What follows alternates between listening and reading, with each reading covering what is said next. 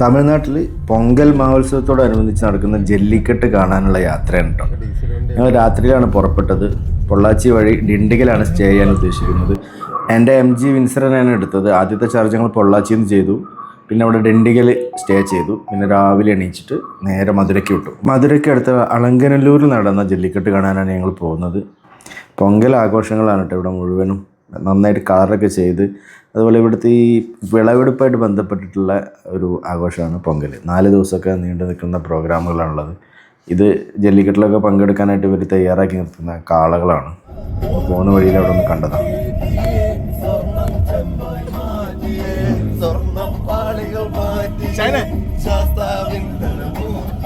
നല്ല തിരക്കാണ്. ഇതൊക്കെ അങ്ങോട്ട് പോകുന്ന ബസ്സുകളാണ്. അളകല്ലൂർ എന്ന് പറഞ്ഞ സ്ഥലത്താണ്. അളകനല്ലൂർ മധുരക്കടുത്ത്. കിലോമീറ്റർ മുന്നേ കാറ് പാർക്ക് ചെയ്ത് പിന്നെ ഇവിടുന്ന് ഓട്ടോ ഓടിച്ച് പോകണം. കാന്തിഗ്രാമം എന്ന് പറഞ്ഞ സ്ഥലത്ത് പാർക്ക് ചെയ്ത് ജല്ലിക്കെട്ട് നടക്കുന്ന സ്ഥലത്തേക്ക് ഓട്ടോയിൽ പോയിക്കൊണ്ടിരിക്കുകയാണ്. ജല്ലിക്കെട്ട് സ്റ്റൈലുള്ള കോലം കാളയുടെ. ഒരുപാട് പോലീസുകാരുണ്ട് ഇവിടെ. ആംബുലൻസ് ഉൾപ്പെടെയുള്ള എല്ലാ സംവിധാനങ്ങളും അവിടെ ഉണ്ട്. കാരണം ആക്സിഡൻറ്റ്സ് അങ്ങനെ എന്തെങ്കിലും ഇഞ്ചുറി ഒക്കെ പറ്റുന്നൊരു ഗെയിമാണിത്. സംഭവം ഒരു കാലത്ത് നിരോധിച്ചിരുന്നു. ഇപ്പോൾ നടത്താനുള്ള പെർമിഷൻ കിട്ടിയിട്ടവർക്ക്. അങ്ങോട്ട് പോകുന്ന വഴിയാണ്. 7 മണിക്ക് തുടങ്ങി 5 മണി വരെ പ്രോഗ്രാം ഉണ്ടെന്ന് പറഞ്ഞു. ഇവിടെ ക്യൂ നിൽക്കണം അകത്തേക്ക്. എന്നിട്ട് ഒരു ടീമിനെ കയറ്റി പിന്നെ അത് കുറച്ച് സമയം 1 മണിക്കൂർ അവസരം കൊടുത്തിട്ട് പിന്നെ അടുത്ത ടീമിനെ കയറ്റുമെന്ന് പറഞ്ഞു. നല്ല തിരക്കാണ്. രാവിലെ 7 മണിയായപ്പോൾ തന്നെ ഞങ്ങളിവിടെ എത്തി. മത്സരം കഴിഞ്ഞു വരുന്ന കാളകളാണിത്. ഓരോ ടീമിനും ഓരോ യൂണിഫോം ഉണ്ടാവും, ജേഴ്സി. മത്സരിക്കാൻ വേണ്ടി പോകുന്ന വഴിയാണിത്. ക്രിക്കറ്റൊക്കെ കാണുന്ന മാതിരി പുറത്ത് LED ബോളൊക്കെ ഉണ്ട്. യെസ്, അങ്ങനെ ഞങ്ങൾ ഉള്ളിൽ കയറി. നോക്കിയാൽ ഗാലറി നോക്കിയേ. ഒരു ബാച്ച് കഴിഞ്ഞ് പിന്നെ അവരെ ഇറക്കിയിട്ട് അടുത്ത ബാച്ചിനെ കയറ്റും. അങ്ങനെയാണ് പരിപാടി. ഇതിന് കുറേ റൂൾസ് ഉണ്ട് കേട്ടോ. ആ ജേഴ്സി ഇട്ട് നടക്കുന്നതാണ് ഒരു ടീമാണ്. ഒരു ടീം അംഗങ്ങളാണ് ആ ജേഴ്സി ഒരേ കളറിലുള്ള ജേഴ്സിയിൽ ഇറങ്ങി. എന്നിട്ട് ഈ കാളയുടെ ഓണറും ഈ ജേഴ്സി ഇട്ട് ടീമുകളും നമ്മളൊരു മത്സരം പോലെയാണിത്. റൂൾസ് ഉണ്ട്. ഇപ്പോൾ ഒരു കാള ഇങ്ങനെ ഓടി വരുമ്പോൾ അതിൻ്റെ മുതുകത്തേക്ക് ഇവർ ചാടി കയറും. മുതുകത്ത് ചാടി കയറാൻ ശ്രമിക്കുമ്പോൾ ഒന്നുകിൽ കാള ഓടും, അല്ലെങ്കിൽ കാള മുകളിൽ കയറിയ ആളെ പുറത്തേക്ക് തള്ളിയിടാൻ വേണ്ടി, മുതുകത്ത് നിന്ന് തള്ളിയിടാൻ വേണ്ടി വട്ടം ചുറ്റും. ഈ വട്ടം ചുറ്റുമ്പോൾ 3 റൗണ്ട് വരെ വട്ടം ചുറ്റുന്നവരെ പിടിച്ച് നിൽക്കുകയാണെങ്കിൽ അയാൾക്കും അല്ലെങ്കിൽ അയാളുടെ ടീമിനും ജയിക്കാം. ഒരാൾക്കേ ഒരു സമയം പിടിക്കാൻ പറ്റുള്ളൂ. 2 പേര് ഒരുമിച്ച് പിടിച്ചാൽ ഫൗളാണ്. അതുപോലെ കൊമ്പിന് പിടിക്കാൻ പാടില്ല. അതിൻ്റെ മുതുകത്ത് തന്നെ പിടിക്കണം. അങ്ങനെയാണ് മത്സരം. ഇനി വട്ടം ചുറ്റല്ല കാള ഓടുകയാണെന്നുണ്ടെങ്കിൽ ഒരു ലൈൻ ഉണ്ട് അവിടെ മുകളിൽ. അവിടെ ആ ഒരു ലൈൻ കണ്ടില്ലേ, ഒരു സൈക്കിളൊക്കെ തൂക്കിയിട്ടിരിക്കുന്ന ഒരു ലൈൻ കാണാം അവിടെ. ആ ലൈൻ വരെ വീഴാണ്ട് ആ കാളൻ്റെ മുകളിൽ അല്ലെങ്കിൽ ആ മുതുകത്ത് പിടിച്ച് തൂങ്ങിക്കിടന്നാൽ ആ ടീം ജയിക്കും. അങ്ങനെയാണ് ഇതിലെ റൂള്. ബ്ലൂ ടീമിൻ്റെ മത്സരം കഴിഞ്ഞു. ഇനിയിപ്പം പിങ്ക് കളറിൻ്റെ ടീമുകൾ കയറാണ്.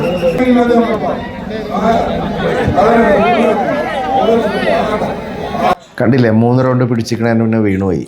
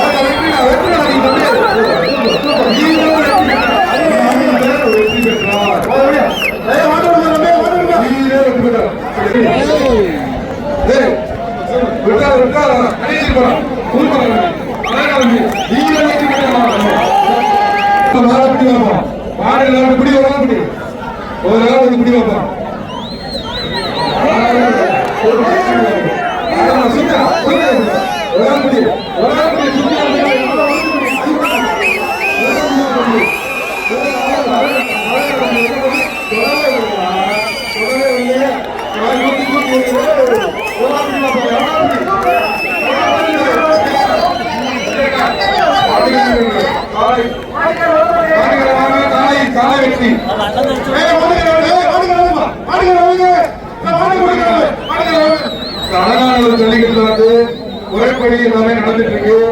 தயவு செய்து காலையை வந்து கொண்டு வரவங்க கோர்ட்டுக்கு வெளியில போய் நிற்க.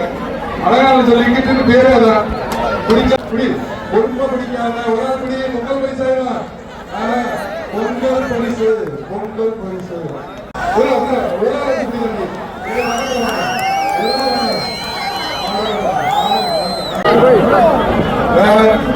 அது ஜெயிச்சிருச்சு காலையில ஜெயிச்சிச்சு நீ சுத்தி பாக்குறேன் சரி வீரரை பெற்றான் தம்பி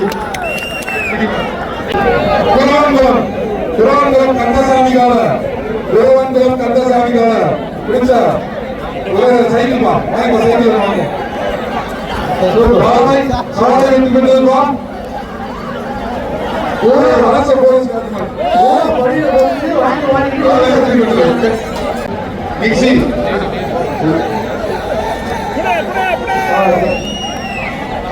காலை வெற்றி பெற்றதுப்பா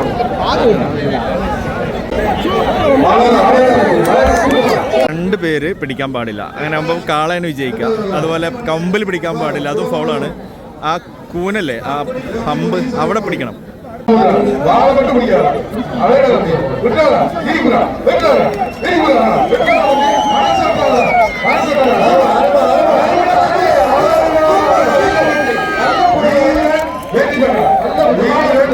நல்ல இப்ப வந்து பிடிக்கப்பா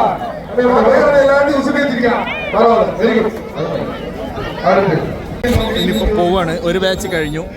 പുറത്ത് കുറേ ആൾക്കാർ വെയിറ്റ് ചെയ്യുന്നുണ്ട് അടുത്ത ബാച്ചിൽ അവസരം കൊടുക്കാൻ വേണ്ടി. ഞങ്ങളെല്ലാം ഇവിടുന്ന് പുറത്തേക്കാക്കുകയാണ് പോലീസുകാർ. ഇപ്പോൾ എക്സിറ്റ് വേറെ വഴിയാണ്. ഇതിവിടെ പൊങ്കലിൻ്റെ സമയത്ത് മാത്രമാണ് ഇവിടെ, ഇത് പൊങ്കലിൻ്റെ ഡേറ്റാണ് ഇപ്പോൾ, അതുകൊണ്ടാണ് ഇവിടെ നടക്കുന്ന വില്ലേജിൽ. അല്ലെങ്കിൽ അല്ലാത്ത സമയത്ത് അവിടെ സ്റ്റേഡിയം ഉണ്ട് ഇതിനു വേണ്ടി സ്പെഷ്യലായിട്ട് ഡിസൈൻ ചെയ്ത്, അവിടെ ആയിരിക്കും ഈ ജല്ലിക്കെട്ട് നടക്കാമെന്നാണ് ഇവിടുന്ന് പറഞ്ഞത്. അപ്പോൾ എന്തായാലും വ്യത്യസ്തമായൊരു അനുഭവം തന്നെ ആയിരുന്നു ജല്ലിക്കെട്ട്. ആംബുലൻസ് ഒക്കെ ഇവിടെ റെഡിയാണ്. കുറേ ആൾക്കാർക്ക് ഇഞ്ചുറി ഒക്കെ പറ്റിയാണ്. കണ്ടില്ലേ, ആംബുലൻസ് റെഡി ആയിക്കാം. ആംബുലൻസ് അങ്ങനെ പോയിക്കൊണ്ടിരിക്കും. എന്തല്ലേ സംഭവം, ജല്ലിക്കെട്ടിൻ്റെ മാടുകളാണ്. പൂക്കളല്ലേ, നല്ല ഭംഗിയുള്ള പൂക്കൾ. സായിപ്പന്മാരും ഒക്കെ ഉണ്ട് കേട്ടോ കാണാൻ വേണ്ടി, വിദേശികളൊക്കെ ഉണ്ട് കാണാൻ വേണ്ടി. ഇതൊരു വലിയ ഉത്സവമാണ് ഇവിടെ. അതെ, ജല്ലിക്കെട്ട് എന്ന് കുറേ കേട്ടിട്ടുണ്ടെങ്കിലും ആദ്യമായിട്ടാണ് ഒരു ജല്ലിക്കെട്ട് കാണുന്നത്. വെറൈറ്റി എക്സ്പീരിയൻസ് തന്നെ ആയിരുന്നു. കണ്ടില്ലേ, ഇതിൽ പങ്കെടുക്കുന്ന കാളകൾ ഇങ്ങനെ ഓരോ ടീമായിട്ട് കണ്ടിന്യൂസ് മത്സരം നടക്കുകയാണ്. അപ്പം ഇങ്ങനെ വന്നുകൊണ്ടേ ഇരിക്കുകയാണ്. ഞങ്ങളിത് കഴിഞ്ഞ് തിരിച്ചു പോയി മധുര ഒന്ന് ലോക്കലായിട്ട് എക്സ്പ്ലോർ ചെയ്ത്. പൊങ്കലായിട്ട് ബന്ധപ്പെട്ട് വേറെ കുറേ ഗെയിംസൊക്കെ അവിടെ നടക്കുന്നുണ്ട്. ഇത് ഉറിയടിയാണ്. മധുര എന്ന് കേൾക്കുമ്പോൾ ആദ്യം തന്നെ ഓർമ്മ വരിക മധുര മീനാക്ഷി ടെമ്പിളാണ്. ഇതാണ് ടെമ്പിളിൻ്റെ ഒരു ഭാഗം. അവിടെ എന്തോ റിനോവേഷൻ വർക്ക് ആയതുകൊണ്ട് ഞങ്ങൾ അധികം നേരം അവിടെ സ്പെൻഡ് ചെയ്തില്ല.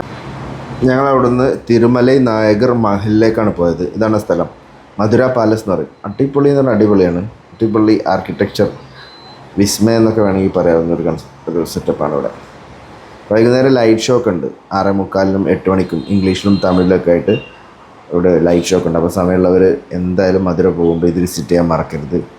അടിപൊളിയൊരു സ്പോട്ട് തന്നെയാണിത്.